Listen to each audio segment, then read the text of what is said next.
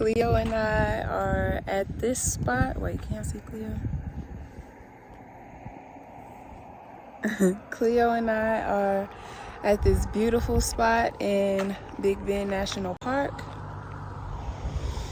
It's extremely beautiful. We just stopped to make us some tea. As you can see, the tea is going right now. So we're just relaxing, and I realize that when we're on the road, a lot of times we are doing, exploring and going places and playing and running, jumping, hopping, and skipping. So today we are intentionally doing nothing. And I realize for a lot of people, to do nothing is extremely hard. It's extremely difficult because you also feel the guilt of, I should be doing more, or I should be doing something, or I should be creating something. I should be making more money. I should have a better job. I should have more of this and more of that. I should be doing more.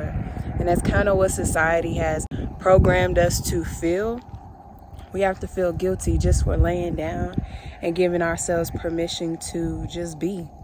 We don't have to feel, but it's programmed us to feel guilty and to feel lazy when we choose to do nothing. And a part of the way that we thrive as beings is by sitting still, being quiet and stillness. So today, I have given myself and Cleo permission to not do a damn thing. So I got my tea going right now, which I'm really excited about. My tea is comprised of herbs. So there's burdock root, yellow dock, and a whole bunch of other stuff that I really can't remember in this moment right now. But look at this. Isn't this beautiful? So I'm going to take y'all with us today as we do nothing.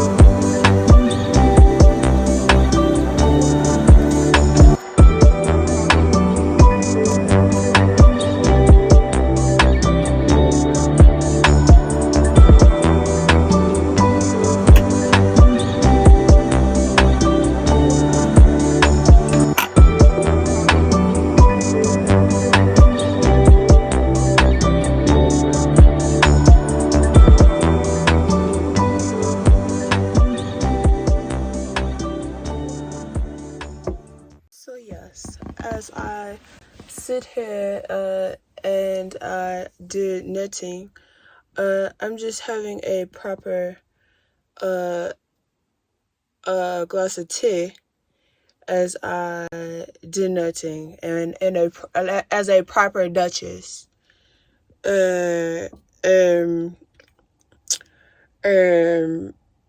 Yeah. Oh wait, when le drinking tea, the way that you do this is with your pinky. Say, this is as far as my pinky can go, and then I drink.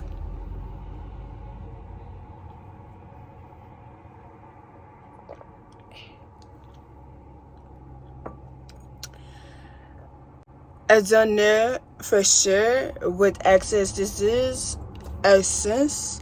It started off as a Duchess essence, and now it's a French essence. I should probably work on that a little bit more. My intention was to be a Duchess, but I don't really know what type of accent they have, and I don't know why my lips do this, an American accent, say. But we're just gonna go with the La Fran, les incompétents. You're what the French calls les incompétents. I bet y'all don't know what movie that's from. You're what the French calls les incompétents.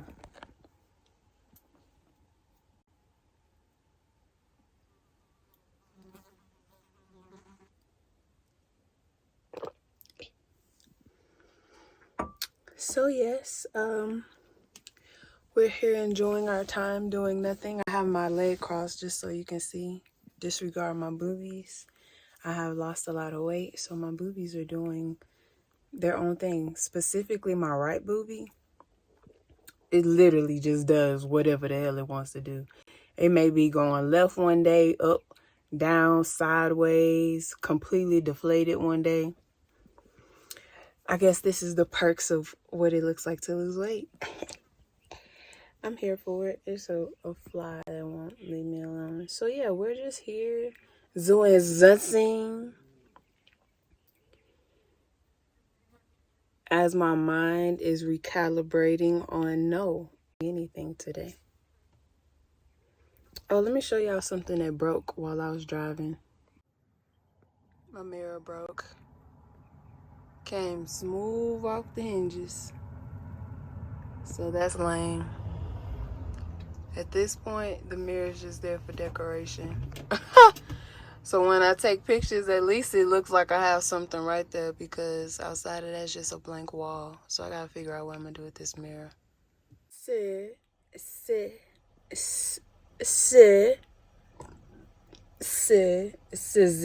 we're going to find something for the la clé.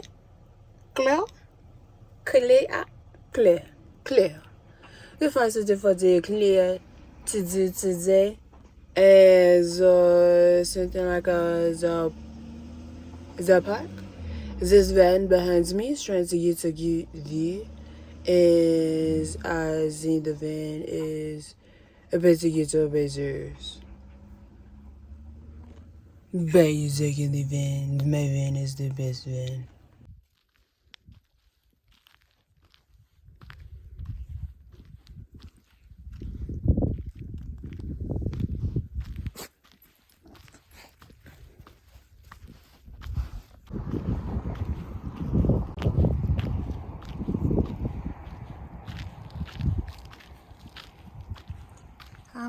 I'm coming, girl. She always wanna stop and turn around and look at you like you slowing her down. Wow, Cleo. Real ladylike. Alright, y'all, we are in the middle of nowhere. Somehow Cleo always finds things to get into a fight with. So she got into a fight with the jackrabbit before. Come here, girl. And then she tried. Come here. Then she tried to talk back to a plethora of hyenas, aka coyotes, which was a no-go. Now we out here in the middle of nowhere, and she randomly finds things that's just sitting there fighting. I don't know what the hell that was. They just sitting there fighting with each other. And all you hear, like, how do you find things that just want to fight? Golly. I thought we was going to have more time to explore, but she's ready to go. She's literally running back to the van. Okay, I guess we're done. Now she the one who brought us all the way out here. Now she ready to change her mind.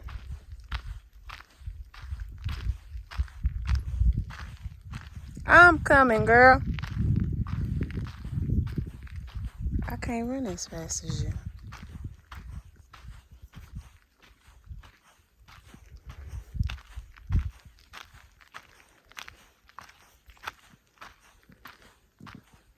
The next morning.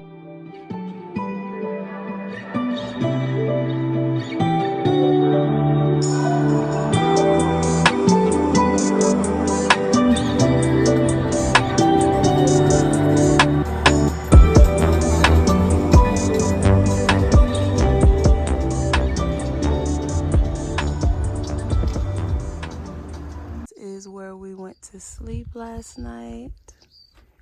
This is my junky van that I have to clean now.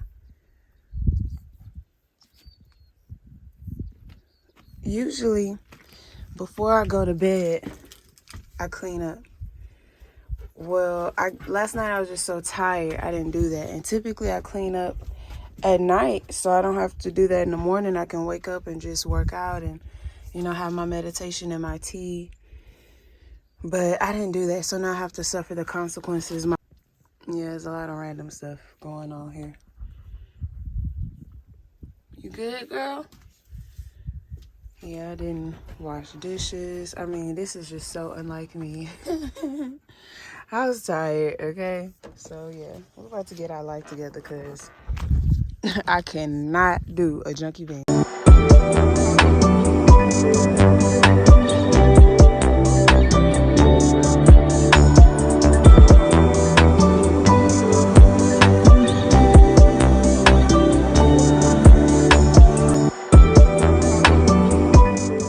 Okay, another one of the things that really drive me crazy in my van is the floors, how dirty the floors can get.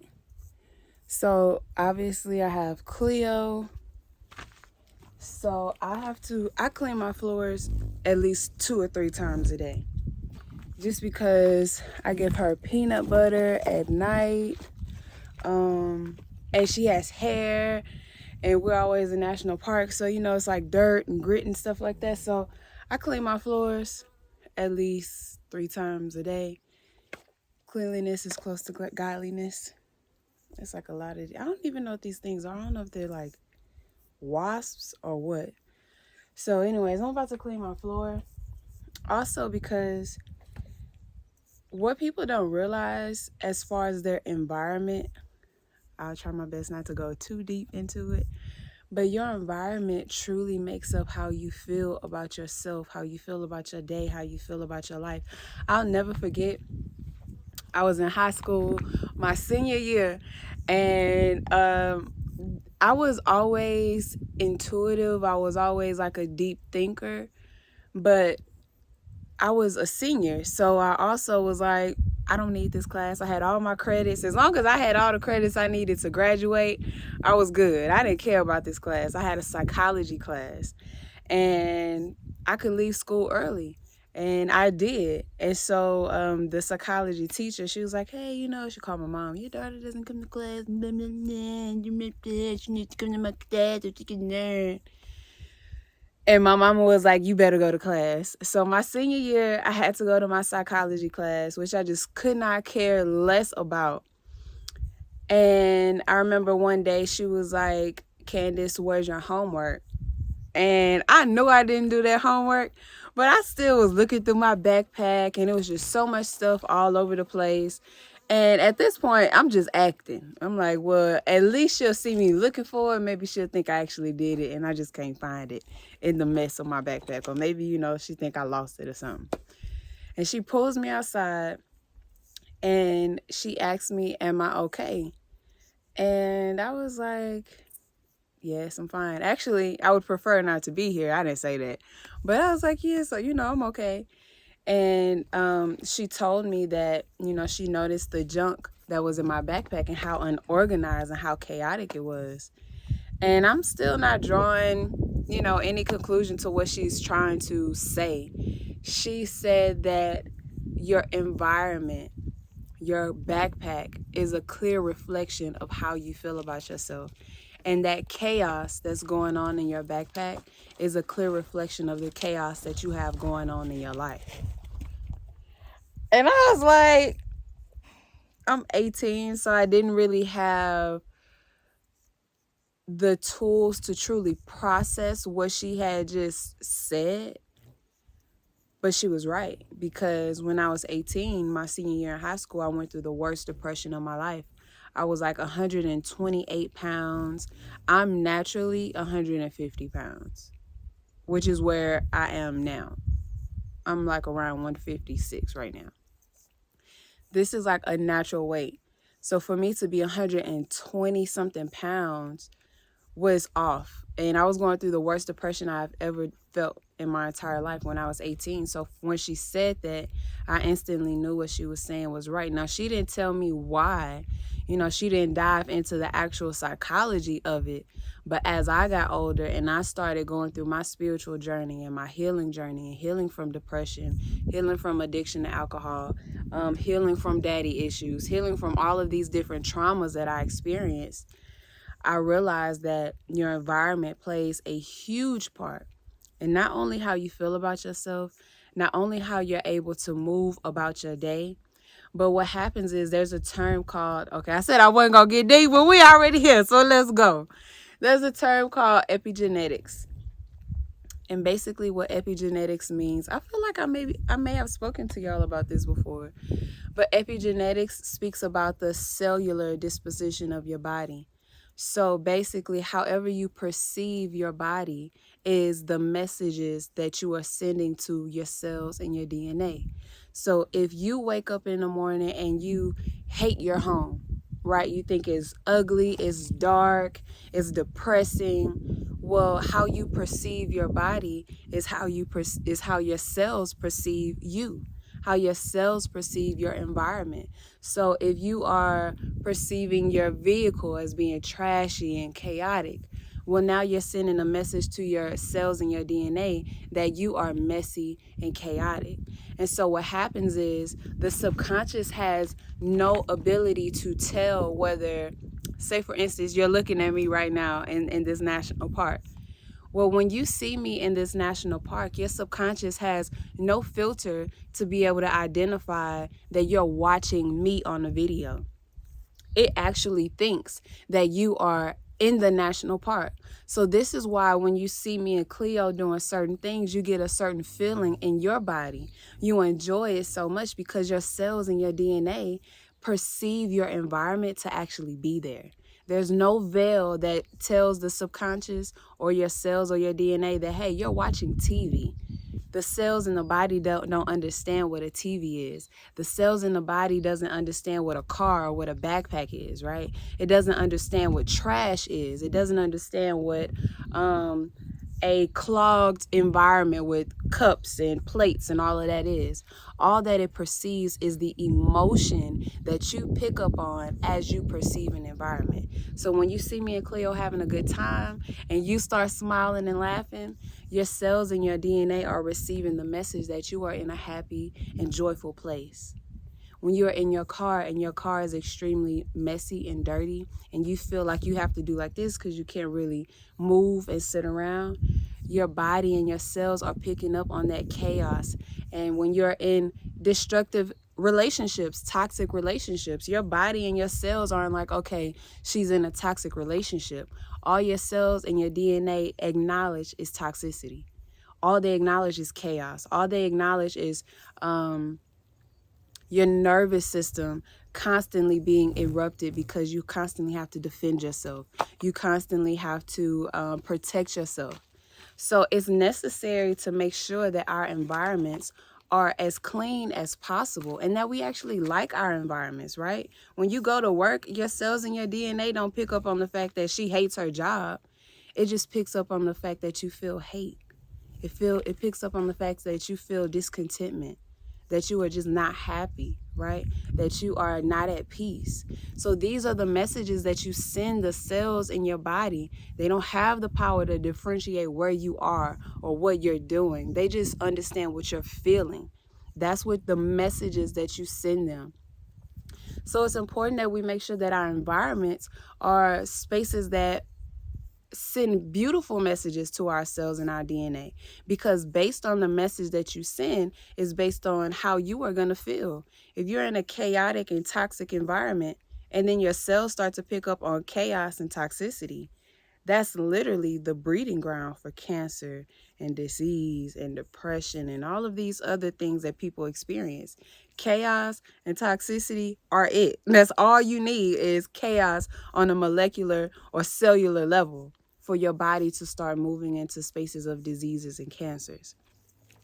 So if you're in an environment to where when you wake up, you feel peace and you hear birds and you see beautiful colors of nature, or you're in a relationship where you're loved properly and you are given the things that you need based on your love language, or you're spoken to in a way that is healing to your spirit or healing to your inner child. You go to a job where you actually feel fulfilled. You make money in a way that makes you feel fulfilled and not depleted. You have relationships, friendships that pour into you as opposed to you just pouring into them. All of these things send beautiful messages of receiving the type of love and acknowledgement and being seen and wanted in the way that the cells need to feel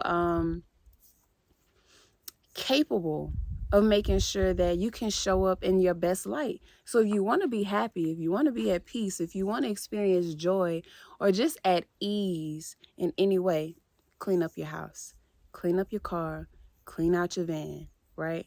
Anytime I'm in a space to where I'm just chaotic and kind of like all over the place emotionally, the first thing I do is start cleaning up.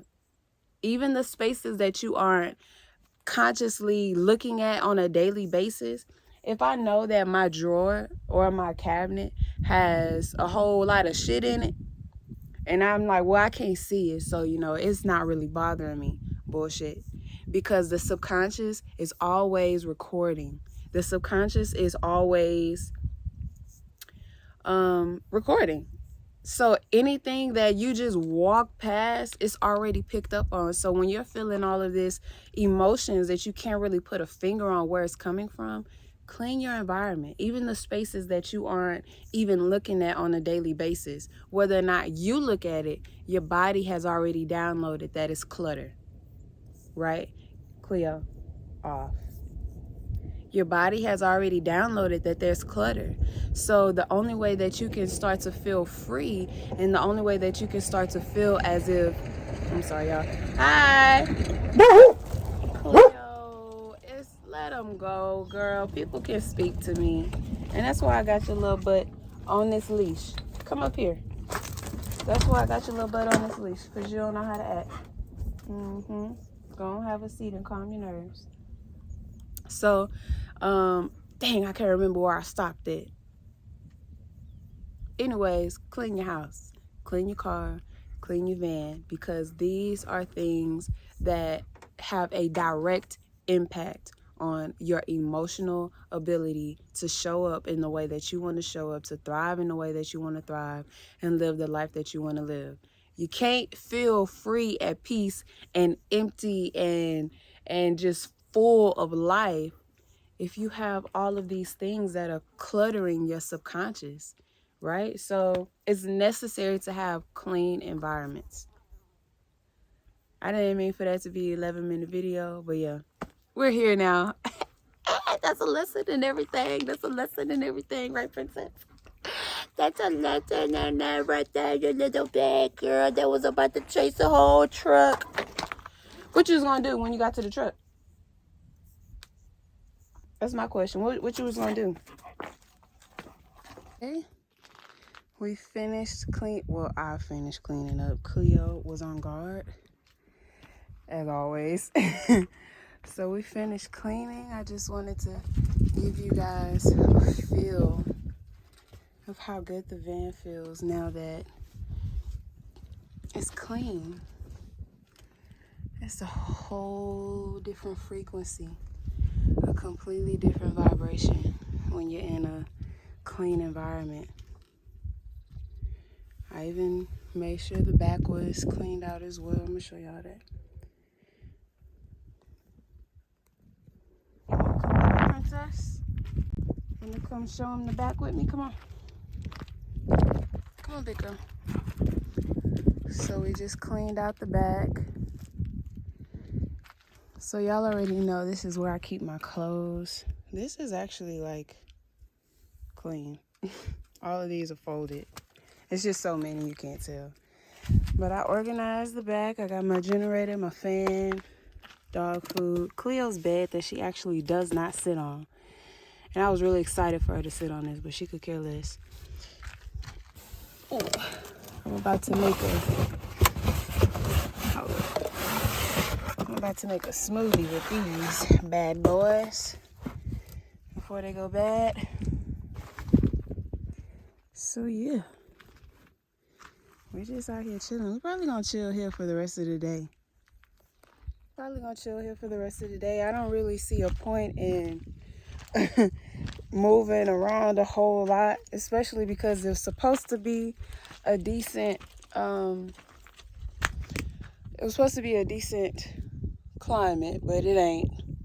It's getting hotter and hotter. What's she doing? So I'm about to bathe, and then we'll figure out what we're gonna do for today.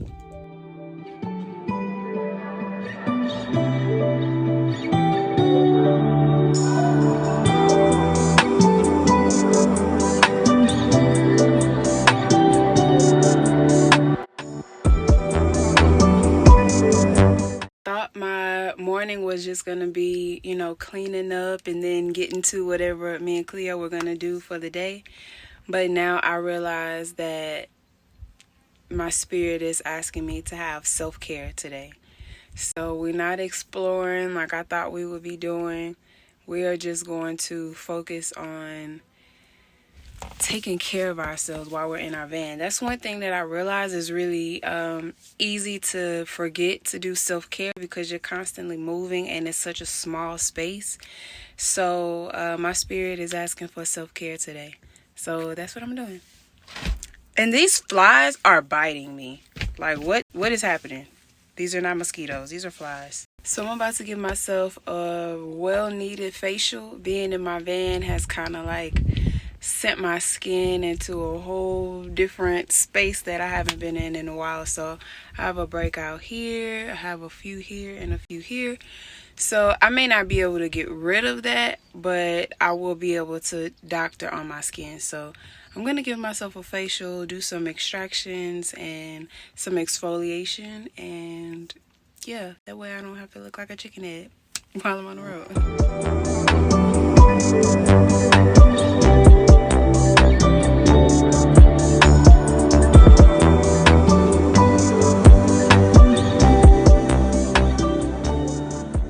So Cleo and I have gotten our life together. We have showered. We gave ourselves a facial. We have deep cleaned. It's 1:55. So we're about to make a smoothie. With this stuff here. We're about to make a smoothie now. I don't know where Cleo went. Princess. Oh, don't mind me.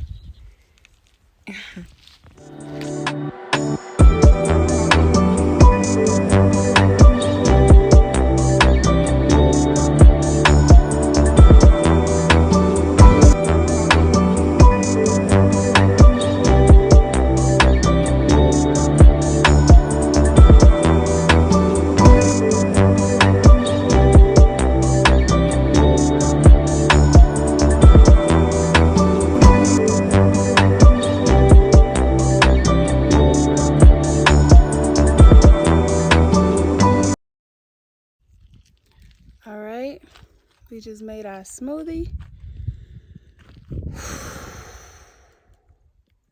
It feels really good out here too. Still in the same spot. This is actually a really, really nice spot. I'm happy with this spot. I would really love to stay here for sunset. I've never been to this space before, so I don't know what sunset looks like here. So we're going to hang around for a while and hold on, let me fix my van because it's showing all my water set up, which is crazy. So yeah, we're here in the middle of nowhere. Princess, where's she at?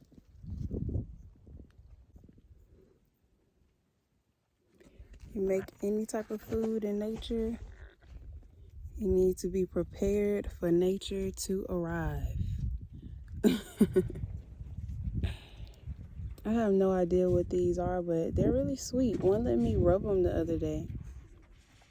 So I don't know what that is, though. He's intimidating. I don't know what he is, but they not bothering me. I ain't gonna bother them. Whatever leftovers they trying to get from my smoothie, they can have. As long as they don't bite me, we're good to go. Says yes. We're about to go just relax and cheers with our new friends. These are two new friends. This is her name is Jaffa. Her name is Jaffa, and his name is Jaffe. Jaffa and Jaffe. Me, Jaffa and Jaffe and Claire are about to go into our van, get out of this sun and relax. I kind of figured out how to have my van in a certain position to where we still get the breeze. Oh, okay, I was about to say Jaffe better go on somewhere because I'm about to sit this thing down.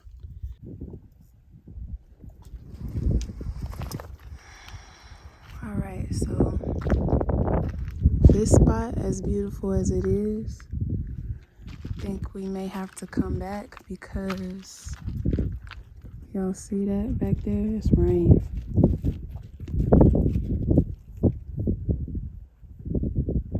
And I don't want to be caught in that.